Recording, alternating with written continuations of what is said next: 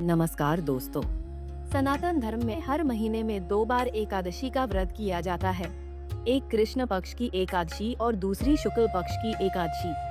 यह तिथि जगत के पालनहार भगवान विष्णु को समर्पित है। चैत्र माह के शुक्ल पक्ष की एकादशी को कामदा एकादशी के नाम से जाना जाता है। ये हिंदू नव वर्ष की पहली एकादशी मानी जाती है। इस बार यानी साल 2026 में कामदा एकादशी 29 मार्च को है। धार्मिक मान्यता है कि कामदा एकादशी पर विधि पूर्वक भगवान विष्णु और मां लक्ष्मी की पूजा करने से इंसान को जीवन के सभी दुख और संकट से छुटकारा मिलता है। साथ ही सुख, शांति, समृद्धि और वैभव की प्राप्ति होती है। तो दोस्तों, आज हम इस वीडियो में आपको बताएंगे कामदा एकादशी का शुभ मुहूर्त, पूजन विधि और शुभ योग। तो आइए जानते हैं। सबसे पहले आपको बताते हैं कामदा एकादशी के शुभ मुहूर्त की।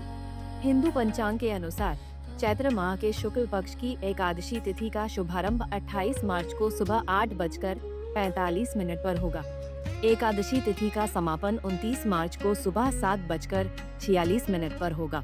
उदयातिथि के अनुसार कामदा एकादशी का व्रत 29 मार्च 2026 को रखा जाएगा।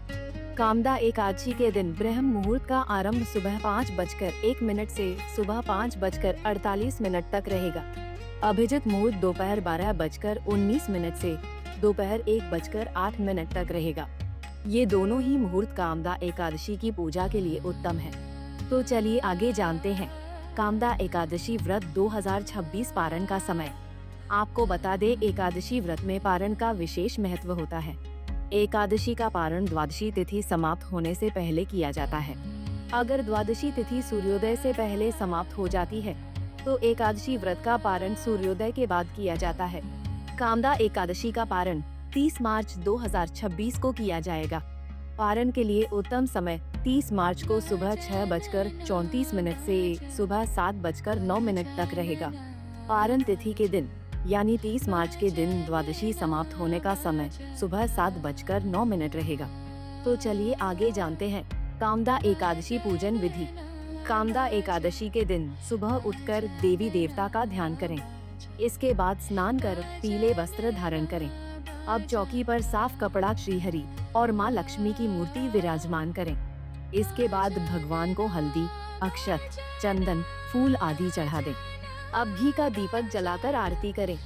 विष्णु चालीसा और मंत्रों का जाप करें। भगवान विष्णु से जीवन में सुख और शांति के लिए प्रार्थना करें। अंत में प्रभु का भोग लगाकर लोगों में प्रसाद का वितरण करें। फिर घी का दीपक, धूप जलाकर एकादशी की कथा का पढ़कर आरती कर लें। इसके साथ ही शाम के समय तुलसी माता के सामने घी का दीपक जलाना चाहिए। इससे भगवान विष्णु जल्द प्रसन्न होते हैं। तो दोस्तों, कैसी लगी आपको हमारी ये जानकारी, हमें कमेंट करके जरूर बताएं। वीडियो पसंद आई हो तो वीडियो को लाइक और शेयर जरूर करें। कुंडली टीवी डेस्क से प्रिया शर्मा की रिपोर्ट।